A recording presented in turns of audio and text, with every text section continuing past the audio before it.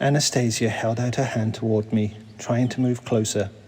I quickly darted away from her into a corner of the cave and cried, "Out of my way!" She got up. I crawled outside and backed off from her a few steps.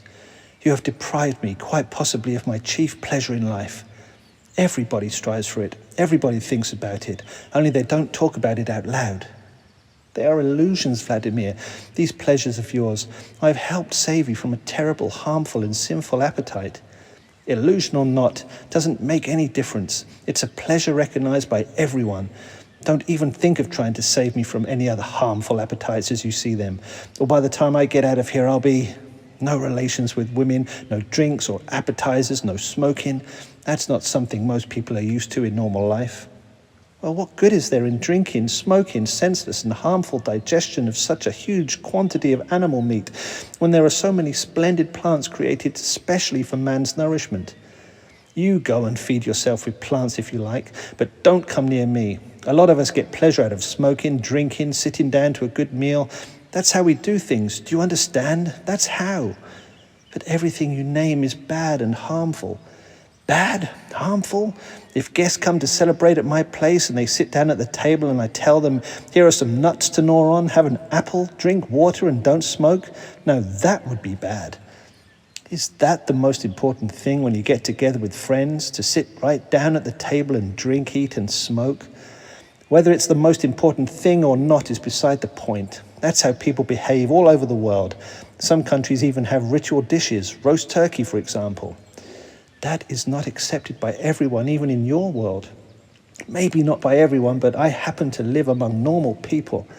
Why do you consider the people around you to be the most normal? Because they're the majority. That is not a good enough argument. It's not good enough for you because it's something impossible to explain to you. My anger at Anastasia began to pass. I recalled hearing about medical prescriptions and sex therapists, and the thought came to me that if she had somehow injured me, the doctors would be able to fix it. I said, "Okay, Anastasia, let's make peace. I'm no longer angry at you. I thank you for the wonderful night. Only don't you try saving me from any more of my habits. As far as sex goes, I'll fix the situation with the help of our doctors and modern medicines. Let's go for a swim." I began heading for the lake, admiring the morning woods. Just as my good mood was beginning to come back, well, there you go again. Walking behind me, she piped up, "Medicines and doctors will not help you now. To put everything back the way it was, they will have to erase your memory of everything that happened and everything you felt." Stunned, I stopped in my tracks. "Then you put everything back the way it was." "I cannot." Again, I was overwhelmed by a feeling of rampant rage and at the same time fear. You brazen, you poke your nose in where it doesn't belong and turn my life upside down. So you played a nasty trick on me, and now you say you can't fix it? I did not play any nasty tricks. After all, you wanted a son so badly, but so many years had gone by and you still did not have a son. And none of the women in your life would bear you a son. I also wanted a child by you, a son too, and that is something I can do. And why are you getting so concerned ahead of time that things are going to go badly for you? Maybe you'll still come to understand. Please do not be afraid of me, Vladimir. I am certainly not trying to meddle with your mind. This happened all on its own. You got what you wanted, and I would still very much like to save you from at least one mortal sin. And what's that? Pride. You're a funny one. Your philosophy and lifestyle aren't human. What do you find in me so inhuman that it frightens you? You live all alone in the forest and communicate with plants and animals. Nobody in our society even comes close to that kind of life. How can that be, Vladimir? Why? Anastasia exclaimed, flustered. Your Dachniks, they too communicate with plants and animals, only not consciously, but they will understand one day. Many have already begun to understand. Oh, come on. Now she's a Dachnik. And this Ray of yours, you know a lot, but you don't read books. You must be some kind of mystic. I shall try to explain everything to you, Vladimir. Only not all at once. I'm trying, but I cannot find the right words, comprehensible words. Please believe me. All my abilities are inherent in man. It is something man was given right from the start, back in the days of his primal origins. And everyone could do the same today. Nevertheless, people are starting to go back to their primal origins. It will be a gradual process after the forces of light triumph. What about your concert? You sang in all sorts of different voices. You portrayed my favourite artists, and even in the same order as on my videotape. That's right, Vladimir. You know, I once saw that tape of yours. I shall tell you how it happened.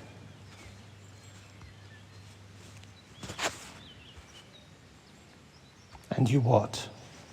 Right off memorized the words and tunes of all the songs? Yes, I memorized them. What is so complex or mystical about that?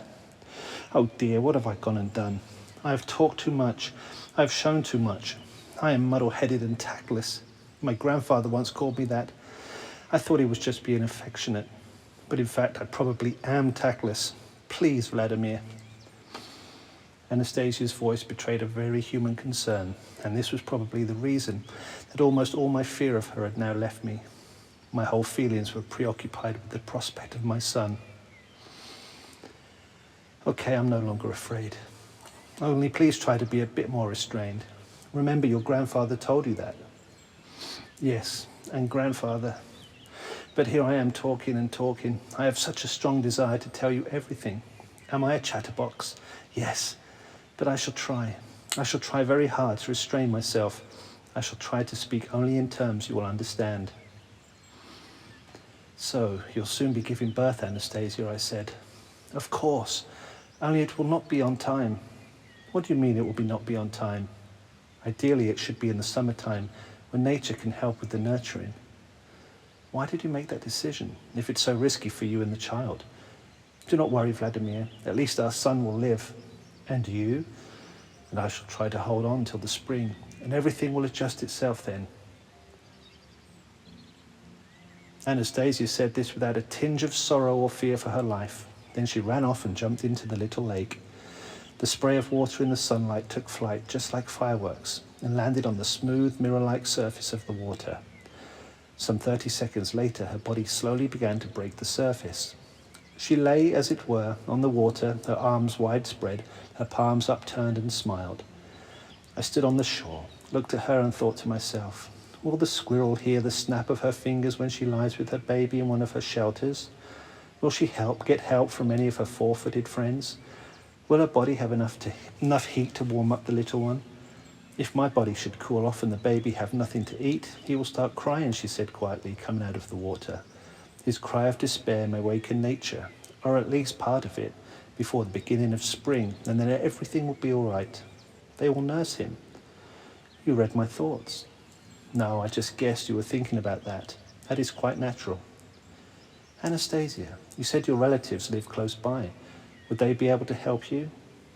They are very busy, and I must not take them away from their work. What are they busy with, Anastasia?